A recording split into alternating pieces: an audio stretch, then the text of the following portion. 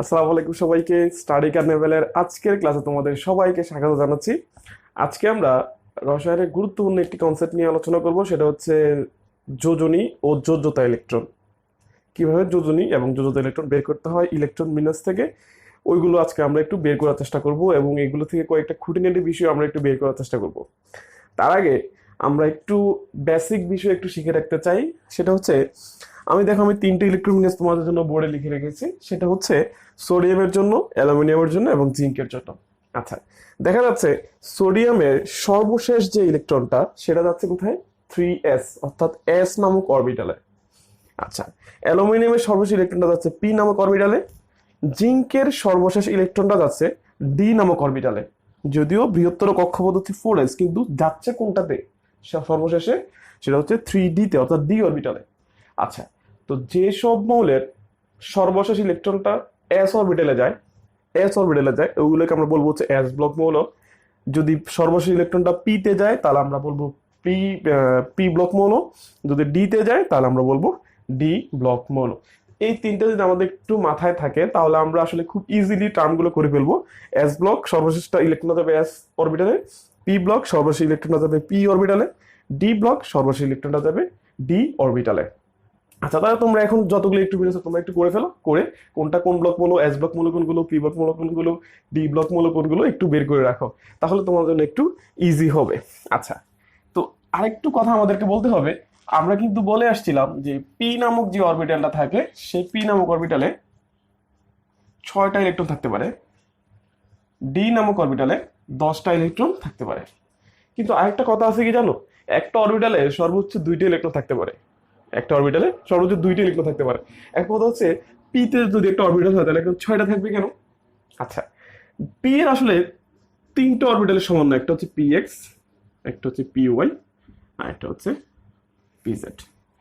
এই 3টা অরবিটালের সমন্বয় হচ্ছে এই পি অরবিটাল। আচ্ছা, ডি অরবিটাল হচ্ছে এরকম 5টা অরবিটালের সমন্বয়। সেটা হচ্ছে d x y, D y z, D z x, আরেকটা হচ্ছে তোমার d z square, D x square minus y square. এবার আমি কি বলছি যে একটা অরবিটালে সর্বোচ্চ 2টি ইলেকট্রন থাকতে পারে। তাহলে দেখো, পি তে যদি 6টা ইলেকট্রন থাকে, পি হচ্ছে 3টা অরবিটালের সমন্বয়, 3টা অরবিটাল মিলে একটা orbital, P x P y P z মানে P orbital. D x y D y z D z x D z square D x square minus y square. এই 5টা অরবিটাল মিলে হচ্ছে ডি অরবিটাল। তাহলে এখানে থাকতে পারবে 2টা, এখানে থাকতে পারবে 2টা, এখানে থাকতে পারে 2টা, 2টা 2টা করে সবগুলোতে দাও। তুমি একটু হিসেব করে দেখো, দেখো এখানে 10টা হবে, এখানে 6টা হবে। এভাবে আসলে ইলেকট্রন বিন্যাসগুলো করতে হয়। তবে এখানে একটু কথা আছে, সেটা হচ্ছে এখানে যদি ইলেকট্রন বিন্যাসগুলো যখন দিতে হয়, দেখো পি যে 3টা অংশে ভাগ হয়ে গেল, কিভাবে ইলেকট্রনগুলো দিতে হবে? যে ধরো তোমাকে কিছু চকলেট দিয়ে দিল, তুমি গুনো নাই যে কয়টা চকলেট আছে, কয়েকজনকে তুমি দিবা। এখন তুমি কি করবা? তুমি প্রথম চেষ্টা করবো যে হ্যাঁ এমন ভাবে দিতে হবে যাতে এটা সবাই পায়। আচ্ছা, তো প্রথম তুমি 2টা করে দিছো, 2টা করে দেওয়ার পর দেখা গেলো আরো কিছু রয়ে গেছে, ধরেন তুমি আরো একটা করে দিবা। এইভাবে করে দিতে হবে যাতে সবাই পায়। তো আমাদেরও এখানে একটা কাজ করতে হবে, যেটা হচ্ছে প্রথমে তোমাকে একটা একটা করে দিতে হবে এই জায়গায়, একটা একটা একটা। আচ্ছা, এখন যদি আরো কিছু থাকে তখন তুমি আবার এখানে দেওয়া শুরু করবে, যে এখানে একটা আরেকটা আরেকটা আরেকটা দিলে কত হবে? 2 হবে। এখানে আরো একটা দাও, এখানেও 2 হবে। এইভাবে প্রথমে একটা একটা করে দিয়ে যেতে হবে। যদি তোমার হাতে আরো ইলেকট্রন থাকে, দেন এখানে আবার একটা একটা করে এখান থেকে দেওয়া শুরু করতে হবে। এই হচ্ছে আমাদের ইলেকট্রন বিন্যাস। আমরা এরকম একটা ইলেকট্রন বিন্যাস একটু করেই আসি। সেটা হচ্ছে এরকম যে ধরো, আমি বললাম ধরো chlorine 17, 1s2, 2s2, 2p6, 3s2, 3p। দেখো অলরেডি কয়টা হয়ে গেছে? 12টা হয়ে গেছে, আর 5টা ইলেকট্রন আছে আমার। তাহলে 3p-তে আমি 3টা ভাগে ভাগ করে দিলাম, 3px, 3py, 3pz। আচ্ছা, আমার হাতে কয়টা ইলেকট্রন আছে? আর 5টা ইলেকট্রন। তুমি একটা করে দিয়ে দাও, এক এক এক, 3টা চলে গেল। আর কয়টা ইলেকট্রন রয়ে গেল? 2টা। তো একটা ইলেকট্রন এবার এটার মধ্যে দাও, তাহলে হবে 2। একটা ইলেকট্রন এখানে দাও, তাহলে হবে 2। আর কিন্তু ইলেকট্রন নাই, সুতরাং এ কিন্তু আর ইলেকট্রন পাচ্ছে না। ঠিক এইভাবেই দিতে হবে। এবং আমরা সর্বশেষ পি অরবিটাল নিয়ে কাজ করবো। আসলে এখানেও পি অরবিটাল আছে, এটা নিয়ে আমার দরকার নেই, কারণ আমরা আসলে যা কিছু হিসেব করি, আমাদের যত ধরনের হিসেব নিকাশ হবে সব হবে সর্বশেষ কক্ষপথটা দিয়ে। আচ্ছা, তো এইভাবে করে তুমি এই ইলেকট্রন বিন্যাস গুলো করে ফেলতে পারো, p x P y P z, এই 3টা অরবিটালে ভাগ করে। আচ্ছা, তো বেসিকটা বলা হয়ে গেল, এখন আসো আমরা মূল পর্বে যাই। আমরা বলছিলাম যে যোজনী এবং যোজ্যতা ইলেকট্রন। আচ্ছা, যোজ্যতা ইলেকট্রন কি? যে কোনো মৌলের সর্বশেষ কক্ষপথে যতগুলো ইলেকট্রন থাকে, কোনো মৌলের ইলেকট্রন বিন্যাসের সর্বশেষ কক্ষপথ যত ইলেকট্রন থাকে সেটা হচ্ছে তার যোজ্যতা ইলেকট্রন। এটা খুবই ইজি, সর্বশেষ কক্ষপথ তোমার যত ইলেকট্রন থাকবে তার সংখ্যাটা হবে তার যোজ্যতা ইলেকট্রন। যেমন ধরো আমি যদি একটু আগে যেটা লিখছিলাম যে ধরো সোডিয়াম 11, তুমি যদি ইলেকট্রন বিন্যাসটা করো একদম শেষে আসতে থাকবে 2p6 3s1, একটু ইলেকট্রন বিন্যাসটা তুমি করবা। এরপর ধরো আমি লিখলাম ম্যাগনেসিয়াম 12, আসবে 3s2। আচ্ছা, এরপর আমি লিখলাম অ্যালুমিনিয়াম 13, আসবে লাস্টে আসবে 3s2 3p1, এরকম একটা কিছু আসবে। এরপর আমি ক্লোরিনটা লিখতে চাই, ক্লোরিন হচ্ছে 17। আচ্ছা, 3s2 আমরা একটু আগে যেভাবে লিখছিলাম এভাবে করার চেষ্টা করি। এখানে দুইটা দিয়েছিলাম, এখানে দুইটা, এখানে একটা, এভাবে করে করার চেষ্টা করবো আমরা। আচ্ছা, এরপরে ফসফরাস। আচ্ছা, এটা আমরা একটু পরে শিখবো, আপাতত আমরা একটু এইটুকুই শিখি। তাহলে দেখো, যদিও বলছি আমি সর্বশেষ কক্ষপথে যতটা ইলেকট্রন, এবার দেখো সোডিয়ামের সর্বশেষ কক্ষপথে একটা ইলেকট্রন, সুতরাং তার যোজ্যতা ইলেকট্রন 1। ম্যাগনেসিয়ামের সর্বশেষ কক্ষপথে ইলেকট্রন হচ্ছে জাস্ট 2টা, সুতরাং তার যোজ্যতা ইলেকট্রন 2। অ্যালুমিনিয়ামের সর্বশেষ কক্ষপথে ইলেকট্রন হচ্ছে কয়টা দেখো, তৃতীয় কক্ষপথ, এখানে 2টা, এখানে একটা, তার মানে তার যোজ্যতা ইলেকট্রন 3। ক্লোরিনের সর্বশেষ কক্ষপথে ইলেকট্রন কয়টা আছে দেখো তো, 3 হবে, সবগুলো কিন্তু তৃতীয় কক্ষপথ, 2 2 2 6 6 রেখে 7, তাহলে ক্লোরিনের যোজ্যতা ইলেকট্রন হচ্ছে 7। আচ্ছা, এইভাবে করে তুমি ইলেকট্রন বিন্যাস করবা, করে সর্বশেষ কক্ষপথ যত ইলেকট্রন থাকবে সেটা হবে তার যোজ্যতা ইলেকট্রন। আচ্ছা, এটা নিয়ে কোনো সমস্যা হবে না। এখন প্রশ্ন হচ্ছে যোজনী কি? যোজনী কি বের করবো আসলে? যোজনী হচ্ছে, তুমি একটু সংজ্ঞা লিখে রাখবে আমি বলার সাথে সাথে, যে কোনো মৌলের সর্বশেষ কক্ষপথে যত সংখ্যক ইলেকট্রন থাকে বা যত সংখ্যক অযুগ্ম ইলেকট্রন বা বিজোড় ইলেকট্রন, আমি একটা কথা বলছি এই জায়গায়, অযুগ্ম। অযুগ্ম মানে হচ্ছে বিজোড় ইলেকট্রন। আচ্ছা, তো বিজোড় মানে আসলে বেসিক্যালি এখানে আমি বলতাম আমরা একটা সংখ্যাকে বুঝি, একক, এক, এটাকে বুঝবো আসলে। আচ্ছা, তো কি বলছি সংখ্যাটা, সর্বশেষ কক্ষপথে যতটা ইলেকট্রন থাকে, তার মানে সর্বশেষ কক্ষপথে যতটা ইলেকট্রন থাকে সেটাও আমরা একটু আগে বলে আসছিলাম যোজ্যতা ইলেকট্রন, বা তার যোজ্যতা ইলেকট্রনে কিন্তু এক ধরনের যোজনী হয়ে যাচ্ছে। আর যত সংখ্যক অযুগ্ম ইলেকট্রন থাকে সেটা হচ্ছে তার যোজনী। আচ্ছা, এখন দেখো সোডিয়ামের সর্বশেষ কক্ষপথে ইলেকট্রন আছে একটা, তার যোজ্যতা ইলেকট্রন আমি এখানে একটু লিখি, যোজ্যতা ইলেকট্রন, আর এখানে লিখবো আমি যোজনী। যারা তার এখানে যোজ্যতা ইলেকট্রন কত ছিল, 1, সুতরাং এক্ষেত্রে কিন্তু তার যোজনীটাও 1 হয়ে যাচ্ছে। আচ্ছা, ম্যাগনেসিয়াম সর্বশেষ কক্ষপথে ইলেকট্রন কত ছিল, 2, তার যোজ্যতা ইলেকট্রন 2, তার যোজনীয় কিন্তু 2। আচ্ছা, অ্যালুমিনিয়ামেরটা যদি তুমি লেখো তাহলে তার সর্বশেষ কক্ষপথে ইলেকট্রন কত আছে, 3, সুতরাং তার যোজ্যতা ইলেকট্রন 3, তার যোজনীয় কিন্তু 3। আচ্ছা, ক্লোরিনের সর্বশেষ কক্ষপথে ইলেকট্রন কত আছে, 7, সুতরাং তার যোজ্যতা ইলেকট্রন 7। এখন তার যোজনীটা দেখতে হবে, যদিও তার যোজনী কিন্তু 7 ব্যবহৃত হয়, ক্লোরিনের যোজনী কিন্তু 7 ব্যবহৃত হতে পারে। আচ্ছা, 7, যদি আমরা 7 যুক্ত যে যৌগগুলো এগুলো খুবই রেয়ার, খুবই অপ্রতুল এগুলো। আচ্ছা, একটা যেমন একটা যৌগ হতে পারে Cl2O7, এরকম একটা যৌগ হতে পারে। ক্লোরিনের যোজনী কিন্তু 7 ব্যবহৃত, তবে সেটা খুব কম। তো 7টা আমরা সচরাচর হিসাব করবো না। ক্লোরিনের সচরাচর যোজনী বলা হয় 1, এটা তার যোজনী। তাহলে 1 কেন? আমরা একটু আগে বলে আসছি যত সংখ্যক অযুগ্ম ইলেকট্রন থাকে বা যত সংখ্যক বিজোড় ইলেকট্রন থাকে। আচ্ছা, এখন আমরা কিন্তু যোজনীর সংখ্যা বলার সময় দুইটা কথা বলে গেছি, যে সর্বশেষ কক্ষপথে যতটা ইলেকট্রন থাকে, দেখো এই তিনটার জন্য সর্বশেষ কক্ষপথে যতটা ইলেকট্রন ছিল সেগুলো কিন্তু তার যোজনী হয়ে গেছে। আবার কথা বলছি যত সংখ্যক অযুগ্ম ইলেকট্রন থাকে, তাহলে কার জন্য আমি সর্বশেষ কক্ষপথে সবগুলো ইলেকট্রন নিয়ে নিব, কার জন্য শুধু অযুগ্ম ইলেকট্রন গুলো নিব। প্রশ্ন হচ্ছে, মানে জাস্ট কথাটা হচ্ছে এরকম, যারা অধাতু, দেখো ক্লোরিন কিন্তু একটা অধাতু, অধাতুর ক্ষেত্রে আমরা জাস্ট তার অযুগ্ম ইলেকট্রন যে যতগুলো আছে ওইগুলোকে হিসাব করার চেষ্টা করবো। দেখো ক্লোরিন যদি একটু অধাতু, তার সর্বশেষ কক্ষপথে দেখো এটা জোর জোর জোর, মানে এগুলো যুগ্ম, এটা কি জোর না, এখানে 1, সুতরাং এটা অযুগ্ম। তো অযুগ্ম ইলেকট্রন কয়টা আছে এই জায়গায়, একটা, সুতরাং ক্লোরিনের যোজনী 1। সহজ হয়ে গেল না? আরেকটা করি আমরা, যেমন ধরো oxygen 8, 1s2 2s2 2p x 2py 2pz, আমি এইভাবে করতে চাই। 4টা অলরেডি আমি লিখে ফেলছি, আর কয়টা থাকবে, আর 4টা ইলেকট্রন আছে আমার কাছে, তুমি একটা করে দাও প্রথমে, 1 1 1, 3টা চলে গেছে। আর কয়টা আছে ইলেকট্রন? একটা। ওই একটা তুমি এখান থেকে আবার দেওয়া শুরু করো, তাহলে এখানে হয়ে যাবে আর একটা দিলে 2। আচ্ছা, এখন দেখো আবার কথা, অক্সিজেন কি ধাতু না অধাতু? অধাতু। তো যেহেতু অধাতু, সুতরাং তার জন্য কি হিসেব করতে হবে? অযুগ্ম ইলেকট্রন হিসেব করতে হবে। তো অযুগ্ম ইলেকট্রন কয়টা তার এখানে দেখো তো? একটা, একটা, দুইটা। সুতরাং তার যোজনী ইলেকট্রন যেটা, সর্বশক্তি ইলেকট্রন কত আছে দেখো তো? 2, 4, 6। তার যোজ্যতা ইলেকট্রন 6, কিন্তু তার যোজনী কত? অযুগ্ম ইলেকট্রন আছে কয়টা এখানে আমাদের? 2। সুতরাং তার যোজনী হচ্ছে 2। সহজ হয়ে গেল। আচ্ছা, এরপর ধরো আমি যদি তোমার ইয়ের জন্য লিখতে চাই, নাইট্রোজেন জন্য লিখতে চাই, নাইট্রোজেন কত? 7 যদি করি, 1s2, 2s2, 2p x, 2py, 2pz। আচ্ছা, অলরেডি 4টা আমি লিখে ফেলছি। আর কয়টা আছে হাতে আমার ইলেকট্রন? 3টা। তাহলে একটা করে দিয়ে দাও, দেখো 7টা কিন্তু হয়ে গেছে। সুতরাং নাইট্রোজেনের তুমি যদি যোজ্যতা ইলেকট্রন বলতে চাও, কত বলবা?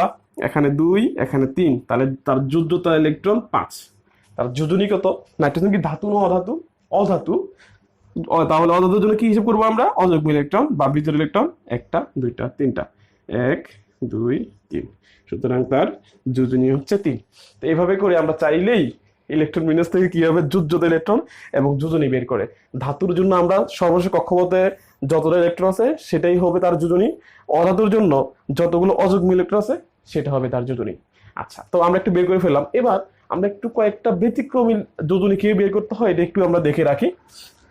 যেমন ধরো কার্বনের যোজনী যখন আমরা বলি, C6 carbon, 1s2, 2s2, 2p2, এরকম একটা কিছু। এটাকে আমরা ভেঙে লিখবো 2px, 2py, 2pz। আচ্ছা, আমি 4টা ইলেকট্রন অলরেডি লিখে বলছি। আর কয়টা ইলেকট্রন আছে আমার কাছে? 2টা। তাহলে এখানে একটা দিবা, এখানে একটা দিবা, এটা কিন্তু খালি। আচ্ছা, তো এখান থেকে কি দেখা যায়? তার যোজ্যতা ইলেকট্রন কত? এখানে 2টা, এখানে 2টা, 4টা। সুতরাং তার যোজ্যতা ইলেকট্রন কিন্তু 4। আচ্ছা, এখান থেকে কি দেখা যায়? তার যোজনী কত? দেখো তার অযুগ্ম ইলেকট্রন আছে এখানে কয়টা আছে? যেহেতু কার্বন অধাতু, 2টা। কার্বনের যোজনী কিন্তু 2ও ব্যবহৃত হয়। যেমন ধরো তুমি যদি কার্বন মনোক্সাইড লিখতে চাও, এখানে কিন্তু কার্বনের যোজনী 2 ব্যবহৃত হয়। আচ্ছা, এবং এই 2 যোজনীটা কিন্তু খুব কম ব্যবহৃত হয়। তার কার্বনের সবচাইতে পপুলার যে যোজনীটা সেটা হচ্ছে 4। কার্বনের সবচাইতে পপুলার যে যোজনীটা সেটা হচ্ছে 4। এখন প্রশ্ন হচ্ছে, তাহলে এর জন্য কি 4টা ইলেকট্রন কি হিসেব করেই কি যোজনী 4 করে ফেলা হয়েছে? বিষয়টা আসলে এমন নয়। বিষয়টা হচ্ছে, কার্বনকে যখন তাকে বিক্রিয়ায় বা কোনো যৌগ গঠন করা হয়, তাকে দিয়ে বিক্রিয়া অংশগ্রহণ করানো হয়, তাকে উত্তেজিত করতে হয়, তাপ দিতে হয়।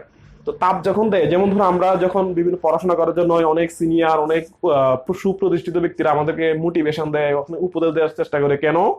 যাতে আমাদের স্পিড বাড়ে, স্পিডটা বেড়ে যায়, আমাদের পড়াশোনার আগ্রহটা বেড়ে যায়। ঠিক সেম এদেরকেও ঠিক এইভাবে তাপ দিয়ে উত্তেজিত করা হয়, যাতে সহজে এরা বিক্রিয়া করতে পারে। তো কার্বনকে তাপ দেওয়া হয়, তাপ দিলে সে কি হয়? উত্তেজিত হয়। আমি একটা স্টার চিহ্ন দিয়ে দিলাম, এর মানে হচ্ছে সে উত্তেজিত হচ্ছে তাপ গ্রহণ করে।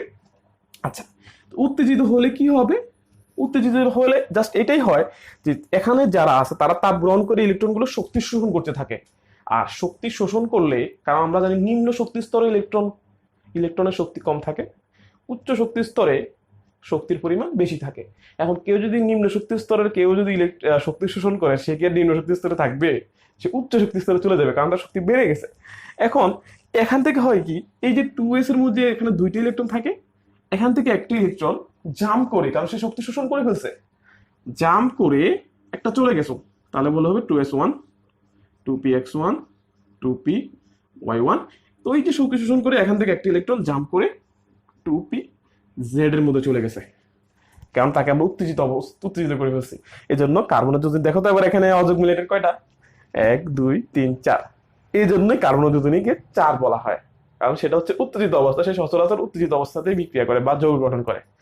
আচ্ছা, এরপর আরেকটা যদি একটু দেখি, যেমন ধরো আমরা সচরাচর জানি ফসফরাস যদি আমি লিখি 15, 1s2, 2s2, 2p6, 3s2, কয়টা হলো? 10, 2, 12। আর কয়টা আছে? 3টা। তাহলে আমি লিখবো 3px, 3py, 3pz। 3টা এখানে একটা দিয়ে দিলাম, এখানে একটা দিয়ে দিলাম, এখানে একটা দিয়ে দিলাম। দেখো 15 হয়ে গেছে। তার যোজ্যতা ইলেকট্রন কত? দেখো সর্বসংখ্যক হতে 2, 3, 5। তার যোজ্যতা ইলেকট্রন কিন্তু 5। আচ্ছা, তার তার যোজনী কত? যেহেতু সে অধাতু, দেখো তার অযুগ্ম ইলেকট্রন কয়টা? 3, সুতরাং তার যোজনী হচ্ছে 3। কিন্তু ফসফরাস যোজনী কিন্তু 5 ব্যবহৃত হয়। তাহলে 5 কিভাবে ব্যবহৃত হচ্ছে? তার মানে কি এই যে এখানে যেহেতু যৌথ ইলেকট্রন 5, তাহলে তার যোজনী 5 হয়ে গেল। বিষয়টা এমন নয়, একটু দেখি আমরা। এই সেম কথা ফসফরাসকেও কিন্তু যখন যৌন যৌগ গঠন করা হয় তখন তাকে উত্তেজিত করা হয়। তো উত্তেজিত যদি করা হয় তখন হয় কি, আগের মতোই কথাটা হবে 1s2 2s, sorry 2s2 2p6 3s। দেখো যেহেতু আমরা তাকে উত্তেজিত করছি মানে শক্তি দিচ্ছি, তাহলে 3s থেকে একটা ইলেকট্রন স্থানান্তরিত হয়ে 3px 3py 3pz, এরপর হচ্ছে তৃতীয় কক্ষপথের আরেকটা অরবিটালের মধ্যে, তাহলে কি হবে? এখানে একটা কথা হতে পারে, আমরা কিন্তু বলছিলাম যে 3p এর পরে কিন্তু 4s আসে, কিন্তু 4s টা চতুর্থ কক্ষপথ। আমরা কিন্তু ইলেকট্রন এক কক্ষপথ থেকে আরেক কক্ষপথে যাবে না, একই কক্ষপথের অন্য একটা অরবিটালে যাবে, অন্য উচ্চ শক্তির অরবিটালে। তাহলে 3s এর তৃতীয় কক্ষপথ থেকে 3p এর পরে কোন অরবিটালটা আসতে পারে? 3d। তাহলে 3d তুমি এখান থেকে xy লিখতে পারো। তাহলে এখান থেকে একটা ইলেকট্রন জাম্প করে এখানে চলে আসছে। আচ্ছা, তো জাম্প করে যেহেতু এখানে চলে আসছে, কি হবে? উত্তেজিত হয়ে তাহলে কত হবে? দেখো তো যুগ্ম ইলেকট্রন কয়টা? 1 2 3 4 5, সুতরাং ফসফরাসের যোজনী 5। তাহলে যদি ফসফরাসের যোজনী 3 ব্যবহৃত হয়, ফসফরাসের যোজনী 5 ব্যবহৃত হয়। আমরা ভুল যেটা করি সেটা হচ্ছে আমরা তার সর্বশেষ কক্ষপথ যেহেতু 5টি ইলেকট্রন আছে, তার যোজনী 5 হতে পারে এটা বলে দিই, কিন্তু এটা সম্ভব নয়। এটা কখন হবে? যখন তাকে উত্তেজিত করে এইভাবে করে তার যোজনীটা 5 বলতে হবে। আচ্ছা, আরেকটা করা যেতে পারে, তোমরা লিখতে পারো ধরো sulphur 16 1s2 2s2 2p6 3s2 3px 3py 3pz, 10 2 12, আর কটা আছে? 4টা, লিখে দিলাম। সুতরাং দেখো সালফারের এখানে যদি আমরা যোজ্যতা ইলেকট্রন লিখতে চাই, কত লিখবো? সর্বশেষ হতে কটা ইলেকট্রন আছে? 4 4 2 6। আচ্ছা, তার এখান থেকে যোজনী কত হতে পারে? দেখো তো অযুগ্ম ইলেকট্রন কয়টা আছে?